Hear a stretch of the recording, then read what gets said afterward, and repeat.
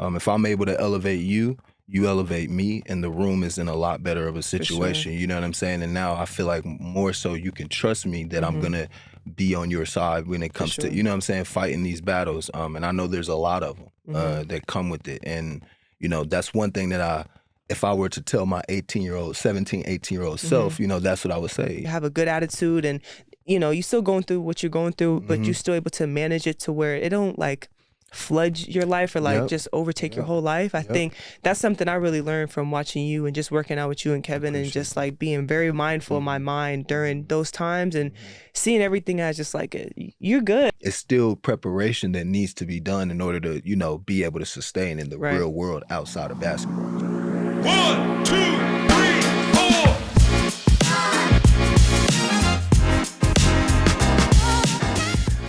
What's up, you guys? Welcome to Beyond the Jersey, episode 7. I have a special guest, Devontae, DSR, you can call him as well.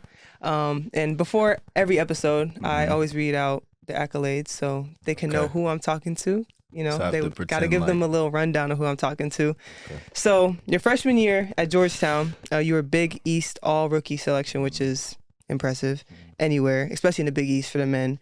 Sophomore year, you started 32 out of 33 games and led the team with 17 points per game, which ranked 3rd in the Big East Conference. It's pretty nice.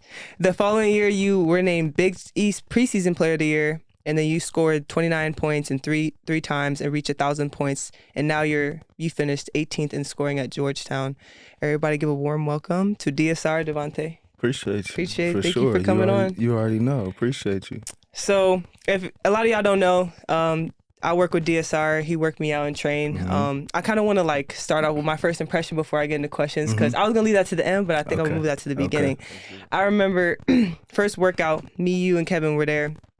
Kevin was always like, you gotta meet my boy Devontae, DSR. He know what's up. I'm like, okay, cool. He's like, he gonna be in town like week or so. I'm like, okay, cool. Yeah. So I remember I'm always skeptical of people because I'm like, you gotta know, they know what they're talking about. You gotta fill them out. So I remember when you came to the gym and like you just brought all this energy. Yeah. And I remember like you was like celebrating all my shots and just giving me game and nitpicking my craft and I think I really wanted to get you on the podcast because not just obviously your accolades, but just the person that you've been in my life, even since it's been a short amount of time. Yeah. And that you and Kevin have been immense.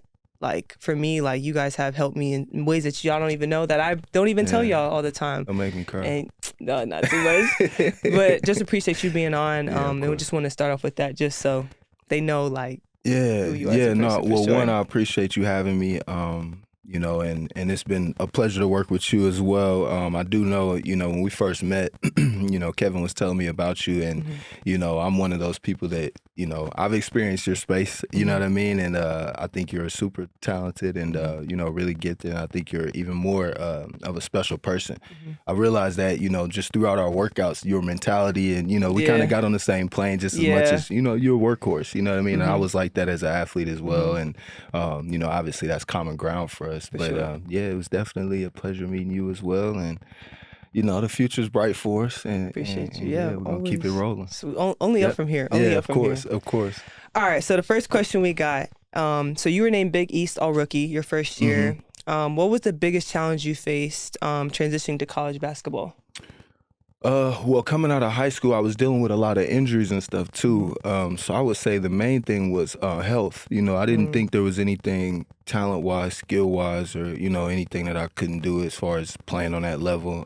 But I would say, health, diet, nutrition, all that good stuff. And then, once I got there, like any freshman, it takes a few games to kind of fill it out and, know your spots or kind of pick out what it is that you want to, get done. So, but it was a pretty easy transition. I went to Oak Hill Academy my senior year as well. So that, definitely helped me prepare, and condition myself to be ready for a college season for sure. How was that being at Oak Hill? Like, I know it's in the middle of nowhere. Yeah, Bourne. I mean, it's in Mount Wilson, Virginia, which obviously that sounds crazy because it's in the middle of nowhere, literally. So all we did was train, work out, and then hit the road during the year, which was, like a college season basically. But yeah, it was great. Shout out to Coach Smith. We had a great team. Jordan Adams, one of my, really good teammates. He's a UCLA guy. But yeah, it was a great time. Going into your freshman year, like you said, it was a lot of injuries and things like that for you, more so than skill-wise, mentally. How did you like come in college with confidence? Like, was there anybody between from the beginning you stepped on campus to like towards the end of your freshman year that gave you that confidence or played a major role in building you up? Because I mean, everybody knows, or not everybody, but people that play college ball or just have been through basketball, like especially when you transition to a new space, it's a lot of highs and lows. So was there someone in your circle, in your space, that really like held you down or just gave you the confidence that you needed? I would say held me down. I would say my family. You know, my family's always been a big, big help for me. Just navigating life in general. My parents are wonderful people, and I got 2 younger brothers who are great, athletes and just great people as well. So my support system was always there as far as my family. As far as when it came to basketball, it was really tough at first. I would say more so mentally, just to when you have injuries and things, they kind of prolong, or they just kind of when you're young like that, you just want to get back out there. And a lot of times I was just like, let me get back out there. And I was so talented and so good that I was like, man, I could push through this. I could push through this. And I always, figured a way, you know what I mean? But at the same time, it was great, man. It was just a great experience. Got to grow through a lot of things and learn. And now, I could give that back to my younger brothers, family, all that stuff. So yeah, it was great. I want you to kind of take us through, especially like your first year transition. Was there a moment where like your confidence was like a little shaky? I know for me, like, especially when I got into college, I was just like, oh, there's a lot that I'm not the best at, and I mean, you came in and obviously with the all rookie team, you obviously did your thing, but was there at any point during that season where your confidence was a little shaken, or any obstacle that you really faced that you had to overcome, and how did you get past that? Yeah, I would say I had a few obstacles early on.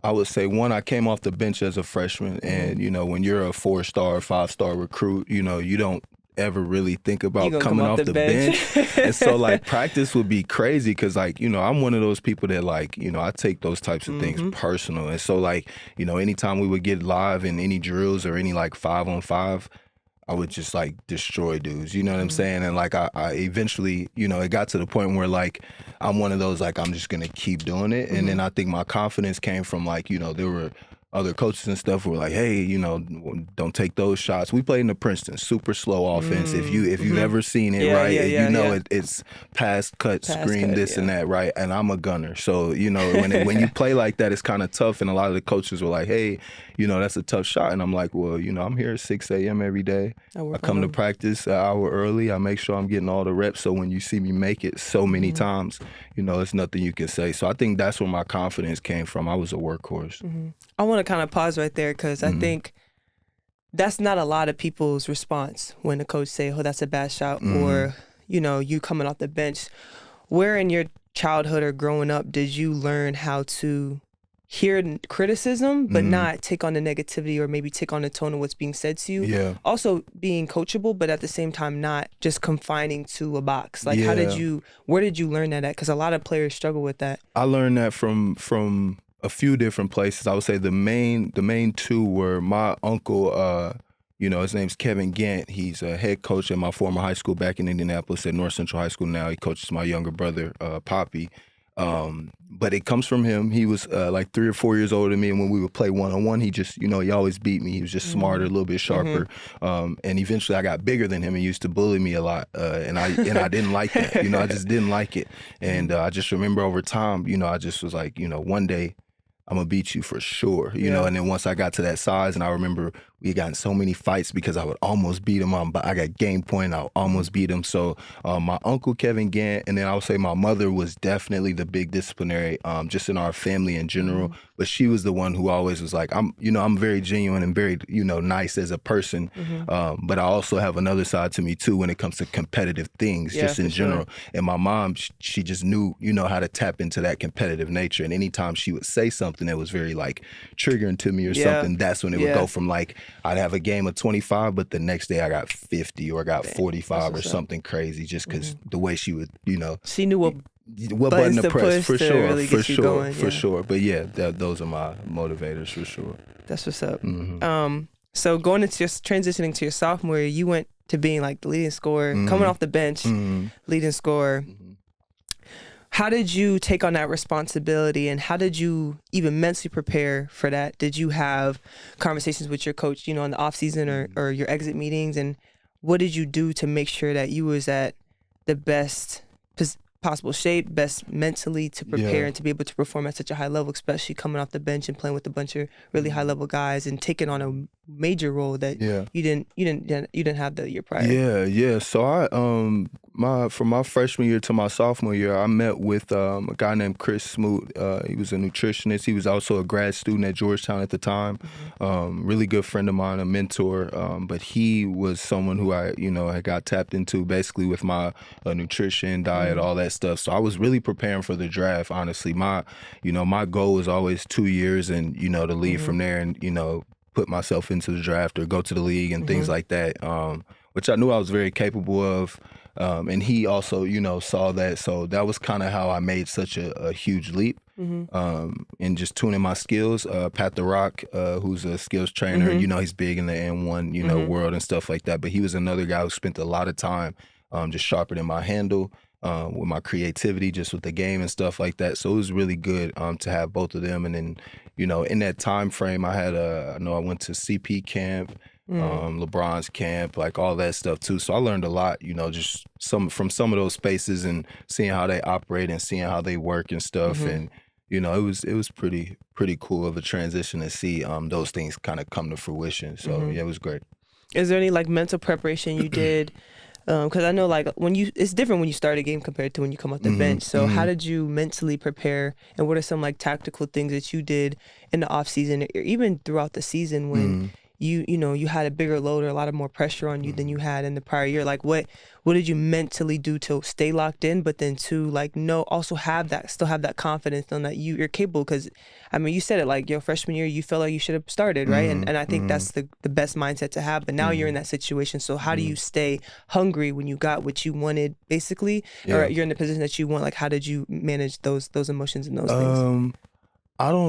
The emotion part was very tough because I was so far from my family, and I told you, we have a rich family, our family is very much together. And, for me, obviously being away from home was different. But by year 2, I would say I was so geared into my goals and what I wanted to accomplish that my focus was way ahead of anything I felt, as far as emotions and stuff like that. And I would say, I just spent a lot of time conditioning myself. I would hit the football field really early, 5 a.m., stuff like that, just to, make sure I was primed to be the guy. So, my conditioning changed a lot. Just my habits started to change a lot. And, I would say I was more committed to details and, functioning properly and just, trying to get rest more. I know my freshman year, like most college students, it's just fun. You know what I mean? You're figuring out stuff. And as much as my goals were out in front, I enjoyed that for my freshman year, and I was still doing, really well. So, by year 2, I was so focused. And we had a guy there too, Otto Porter, who, was a number 3 pick. And, he kind of laid that foundation of these are what the pros, look like when you come in here. He was just the guy right before me. There's been many, but he was the guy before me that kind of showed me, hey, you need to be working like this. Yeah, it's cool to enjoy college, but this is what it looks like. So, yeah. How much was your coach at Georgetown an influence on your game and mindset? Is there any talks that you guys would have, or even an assistant coach as well, that you had with them that really kept you grounded, but also understood the importance of your role? Because I know it could be hard to be the go-to guy, and especially coming off a good year, but you're still in your second year, still young underclassmen. So how did your conversation with your coaches help you maintain and stay focused and challenge you in ways and to make sure that you was always on top of your game? Yeah, I would say one thing that we had in common, myself and the coaches, I think we all were very family oriented, and that was something that kind of gravitated us toward each other. He's very big in his family. The Thompson family is very, very well known, obviously in the basketball world. And I didn't play for Big John. Everyone calls him Big John. He's actually a junior. But I played for JT3, who is the son. And I always said this, and it was pretty cool, but my style and how I grew up was always a custom for John Thompson Jr. or Big John, real tough love, that kind of aggression. And JT3 was a lot more hey, can you do this? Can you do this? You know, okay. very, very gentle. You know, he's a Yeah. gentle giant. You know, he's a great guy, though. You know, love the Thompson family, love Georgetown and all that stuff in general. Just different coaching styles. But Big John, I just remember, you know, walking into the gym every day, and he used to give me these notes. And they always would say something different, but he would give me these notes of stuff I need to do during practice or for the next game. And so, you know, most of those notes were always like, shoot. He just would tell me to shoot all the time. Having a green light must have been real nice. Well, coming from, you know, the GOAT of Georgetown, you know what I'm saying? You know, it was always just pretty cool to see that, you know what I'm saying? And have somebody of, you know, of such, you know, stature look at you and be like, dude, why are you passing the ball, man? Get that thing up. So, you know, obviously he trusts my ability, you know what I mean? And that was always refreshing to walk into the, you know, to the gym and have him say that. So, yeah, that's pretty. Now we're going to transition to your junior year. Okay. So I did my research, and, you know, preseason you was named Big East Conference Player of the Year. Was there, when you were like, okay, well, take us through when you received that award or saw that. What was your, like, what went through your mind when you saw that? When I saw it, I expected it. I'll be honest. Period. Yeah, I expected it. I ain't gonna lie. I mean, I had done like I said, a lot of work on myself. You know what I'm saying? I had done a lot of work on myself. You know, I still felt like even to this day that it was a snub. I mean, I was. I think that year numbers were, you know, better. Team was better. We ended up finishing top 2 in the conference. I think Villanova was number 1 my junior year, so 2015. Yeah, Villanova was number 1, but, you know, it was a split decision. So I think at the time, Chris Dunn, who was a phenomenal player, Chris Dunn was that deal. But they gave co-MVPs, and they gave it to Chris Dunn, who I think either outright should have had it, or I should have outright, you know, had it, or we should have shared it. He was like a 6 or an 8, like at the bottom of the conference. And we were top of the food chain, you know what I'm saying? And usually you reward winning, you know, to a degree, but that can change depending on personnel, who it is, things like that, right? So it's a different game, but, you know, the guy that he shared it with at the time, I'm like, I clear him in all, you know, categories. So, you know, but yeah, that's, you know, it is what it is. But that was a great time though. And yeah, I definitely felt like it was amazing, you know, to be honored like that, and for them to, you know, see my talent like that, for sure. What was that junior year like for you? If you could describe it in 2 words, what would you say? And then elaborate on those words as well. I would say in 2 words, the first one would be exciting. It was exciting just because we had a great team. We had a lot of young talent. You know, a lot of expectations coming into the season, which is always good, you know, because I feel like you get the best of yourself when you have expectations or when you have challenges, you know, presented in front of you. And I think the other part was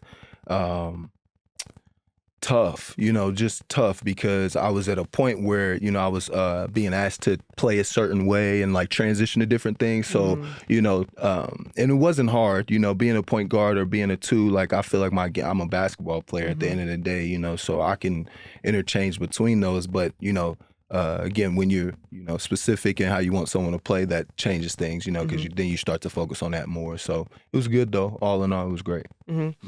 So now moving past your junior year, you declared, correct? Yep. So transition to professional career, what were some of the, you know, we talked about transition from high school to college. So what was the transition for college to the pros at that point for you? Yeah, I would say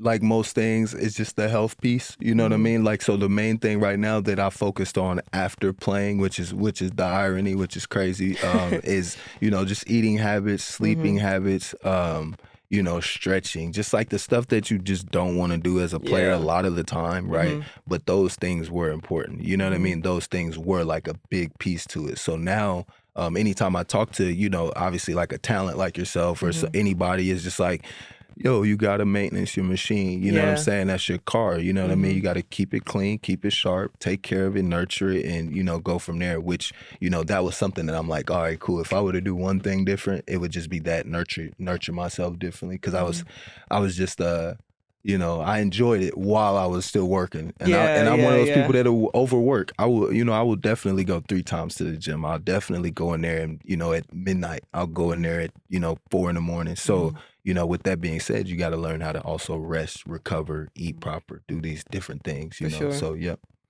How did you adjust when you weren't always the vocal point? Because you went from being the vocal point at Georgetown and being the main guy that initiates everything. And I think too, some conversations I've had with a lot of people is just like, and just a lot of pros that have been through it, is that adjustment of like taking a lesser role to fulfill what's needed, but then also not losing, like you said, not losing the confidence, like you said, coming off the bench your first year. So when you transitioned to the pros, what was it like dealing with that same kind of situation where you still had to be you and be confident, but you knew that the role that you had was much different than you were not even maybe 8 months ago prior to being at Georgetown? Well, it's hard because, you know, like we were talking about earlier, I think we were talking about maybe one of your teammates or just, you know, someone that obviously you all are really talented, right? But learning to sacrifice for the team is just really tough, you know what I mean? Because you're so used to your rhythm and your flow and how you do things and, you know, but also at the same time, you're trying to win, you know, at the highest level. So, you know, finding that balance is always tough. I would say for me, it was a tough transition because just like anywhere, I remember I was in Chicago with the Bulls during a training camp, and you know, there were guys who got drafted in front of me. There were guys who got traded there, and at the time it was Dwayne Wade and Rondo and all those guys, and then Jimmy Butler had just kind of got his, you know, his feet under him for sure, which was a great time. But I could tell you, you know, like any time that I've ever been in the gym and I felt like somebody was not paying enough attention or, you know, not aware of what I could do, I would kill them. I would kill them. And so, you know, but it's tough. You know, you got Hall of Famers in there. You got guys who are drafted. So then that's when it's a lot more about, you know, money and, you know, just politics. Yeah. And there's nothing wrong with it. Like, I know how it goes. You know what I'm saying? But, you know, somebody like me and where I come from, that was just your way of stamping things, you know what I'm saying? And me and my friends used to joke about this, you know, when and my boy Kevin Speezy, you know, but we were talking about this, and you know, it's just one of those things where you go in a room and everybody's supposed to be this and supposed to be that, and this guy's ranked and this person's this, and you say, all right, well, if he's number one, what am I? Right. You know what I'm saying? Because if I'm taking it right to him and I'm delivering every time, you know, what does that make me? And I think it can be a great approach, but it also can be, you know, seen as like being a bit of an asshole, excuse my language. Arrogant. You know what I mean? Yeah, arrogant, yeah. you know what I'm saying? All that stuff. So, you know, that was just my way of handling things though, you know, always to show and prove. So how did you deal with that? Because I think a lot of times the hardest things are when things are, you can't control them. Like, it's easy, okay, you can't shoot, okay, just put a bunch of shots, work on your shot. Your handle's not tight, okay, work on your handle. Or your IQ, okay, watch film. How do you deal with things when, or how do you manage things when they're so out of your control? Like, what did you do to keep yourself sane, but then also like what advice would you give to someone that is dealing through the situation? They just, it's out of their control. There's politics, money's involved, you know, all that, and that's part of the game. But like, as a person that's going through it, when you're going through, you don't feel like it's fair. Like, you don't feel like it's fair. So how did you mentally handle that and process all those things? I'll tell you what I think I've done over time, and I think I've gotten better at this, is giving that energy off. So remember earlier you were talking about the first time you met me and when I came in the gym and how my energy was and this and that, right? I understand, you know, before the workouts even start, before you even get into, and you guys were, you know, just hitting the season, right? And so for me, you gotta be thinking about the next chance that you get all the time, right? Whether it's playing 20 minutes, 30 minutes, whatever. And, you know, I think that for me, I would say one of my biggest goals, you know, when I am training or whenever I am in the gym or around people in general, is to elevate them at all costs. And so if I'm able to elevate you, you elevate me, and the room is in a lot better of a situation. You know what I'm saying? And now I feel like more so you can trust me that I'm going to be on your side when it comes to, you know what I'm saying, fighting these battles. And I know there's a lot of them that come with it. And, you know, that's one thing that if I were to tell my 18-year-old, 17, 18-year-old self, you know, that's what I would say. Yeah, elevate the room. Always elevate the room, because I feel like, you know, if you come in and your confidence isn't necessarily there, and then I come in and I give you 60%, that's not enough. Right. You know what I mean? It's just not enough to get you to the point where you're starting to roll. And when you rocking and rolling, you see how dangerous you could be. You know what I'm saying? When it comes to not only just sports, you know what I mean? But as a person, when you have rich energy like that, it just makes everybody else start to form around you. So. You know, it's funny that you say that, because I remember when we were working out all together, and as a hooper, when you yeah, that too. But when you working out and you're supposed to make a shot and you miss 3, 4 in a row, and you're like, and I remember y'all told me, you're like, after I missed a couple shots and I was mad, and you was like, what you mad for? Yeah. And I'm like, I missed a shot, and you're like, and I'm like, and that's the first time when I'm working out I heard like, and it's like, that's why you here. Right. It's always like, yeah, do better. It's always, I mean, it's not, sometimes that's not the wrong thing, but in a space where you're still trying to rebuild yourself, but rebuild your confidence, it could be like, dang, I'm already harming myself. And then, but it's like, I remember when we was working out, it was just like oh, okay. And I don't think I ever told you this, but the energy that you brought to the gym, it was like, I remember you wasn't here. Me and Kevin working out, you weren't there. And I'm like, I was like, boom. And I was like, I got to make up for it because Devontae not here. And Kevin was laughing at that. Yeah. But for me, like just seeing that, seeing what you bring to every workout, I think now that you're talking, that kind of brought to my attention that I'm like consciously or subconsciously doing that with my own teammates. Good. I'm giving them energy, like no matter how I feel, like I'm giving them energy and hyping them up and saying boom or saying whatever we saying that I can't say on camera sometimes, like when we celebrating.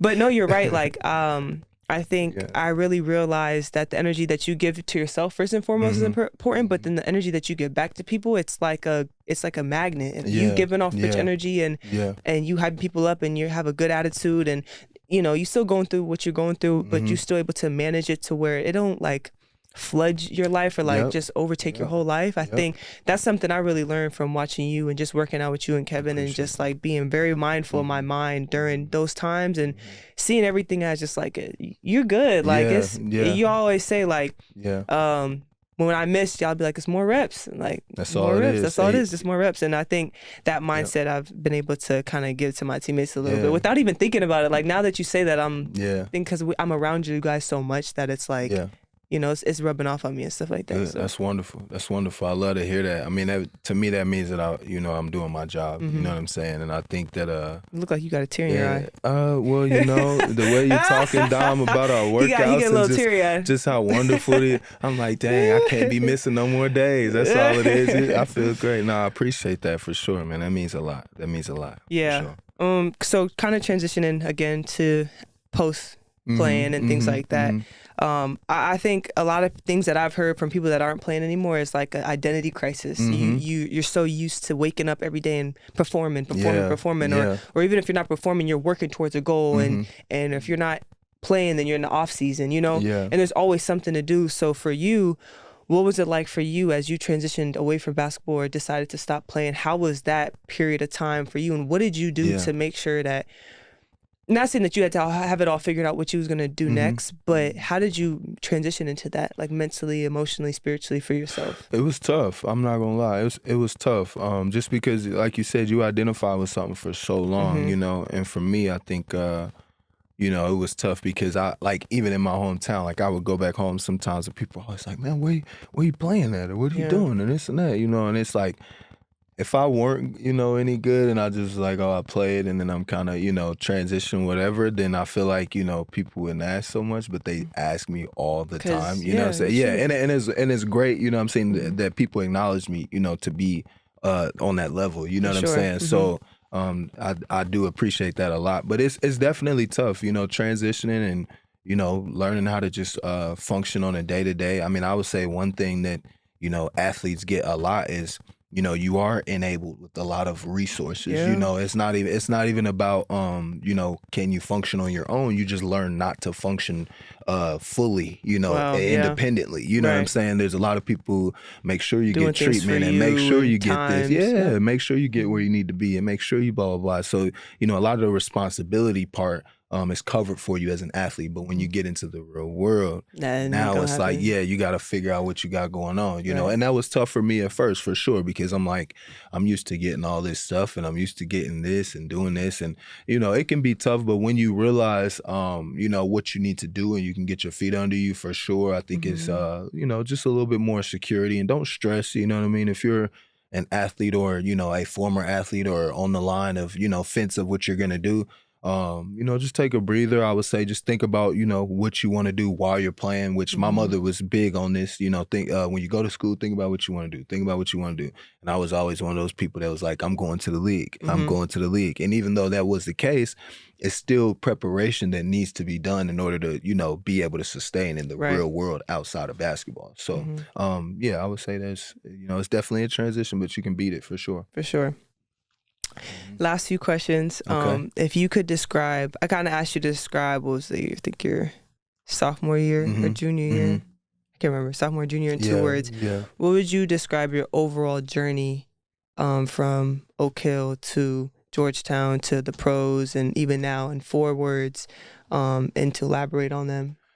I would say the one word. And you can't use the words that you use. Oh yeah, I won't. I got you. Yeah, my vocabulary is pretty decent. I'm a Georgetown grad and all that. You know what I'm saying? So I know a little something. But I would say, for me, I would say groundbreaking would be the one word that I would describe it as. The reason why was because I was I'm a first gen in my family. I was able to do a lot of things that my family's never experienced as far as traveling.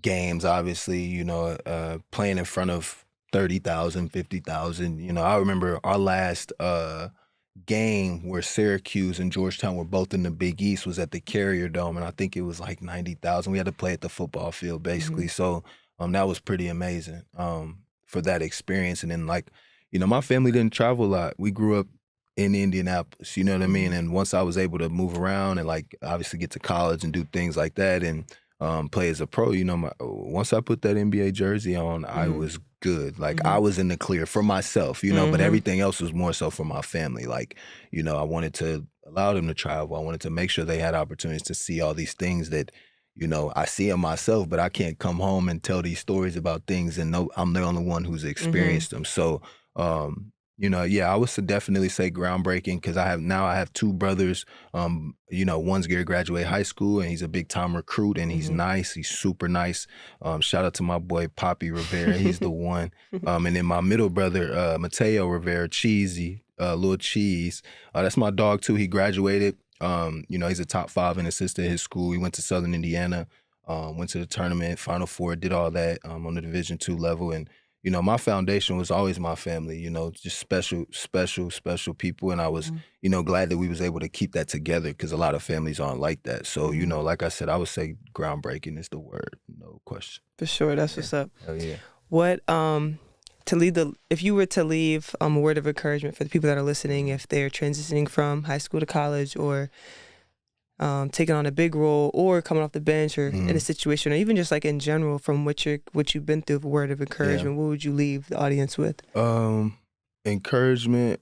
You got a lot of gems. Yeah, but the gems always come on the win when you're in the gym. Okay. Yeah, it's even better. But I would say, the main thing for me, I would say, is that don't get too high and don't get too low. You know what I'm saying? Because some stuff is going to work for you perfectly and it's not going to be any issues, but there's going to be a lot of things that you may feel are working against you and your response is going to tell how that situation is going to go. So I would say don't make decisions, from an emotional standpoint. Really self-reflect. I would self-reflect a lot more, as a player, just because, if you're committed and if you're putting in all the work that you need to be doing in order to be who you say you want to be. So, always self-reflect, always, be humble, but be very confident, be very sure of what you've done to, prepare. So, those would be my words. For sure. Yeah. All right, you guys, that concludes the episode. Also, you got music. He make music, so we're gonna give a shout out to you. We're gonna put in the link below. Okay, can I say one more thing before we get into the music? Dom said I was 18th all time at Georgetown. Now, I'm top 5. You're top 5 now? Top 5 all time. Oh, I got that wrong. That's okay. That was on the website. So they need to update. They need to update their software. Yeah, that's the wrong website. Oh, then. he top 5. Top My 5. bad. Yeah, there's just a difference in top 5. There is a difference. And, either one is impressive, but top 5 is different. Respect. I appreciate that. Yeah, my bad. You should have told me that earlier. I was letting you rock out. I was enjoying it. We could have cut. We could have cut, and I could have got it right. We got the vibe check. We got everything we needed. You know what I'm saying? But yeah, just that, and he had to say that. Nah, I respect that. top five.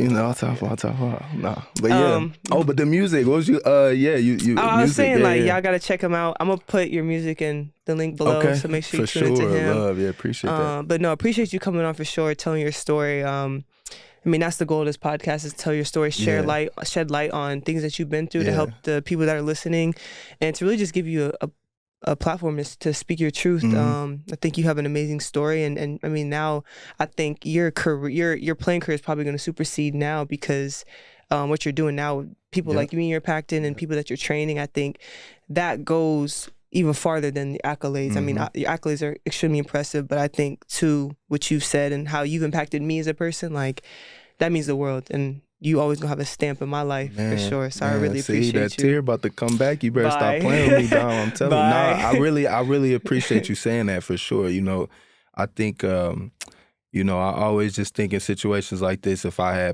had someone like me, you know what I'm saying, for like sure. to always be in my ear, you know. But that's from experience. So you know, I'm glad I could, you know, connect with you and, you know, be able to shed my light, you know, with you, and vice versa. You know, you guys, you know, you put in a lot of work. You know, you got to want this thing. So, you know, anybody that's pushing, I'm pushing. Let's get it. Appreciate you. Yeah, for sure. All right, thank y'all for tuning in. Make sure you give Devontae a follow on Instagram. You got Twitter? For sure. No Twitter? Okay, just Twitter Instagram. Like IG, me. IG. But no, I appreciate you being on for sure. For Episode sure. 7, which is actually his number. Yep, which is Chicago crazy. Bulls. Chicago Bulls number. Number 7. But that's a wrap, y'all. Thank y'all for tuning in. I'm going to catch y'all next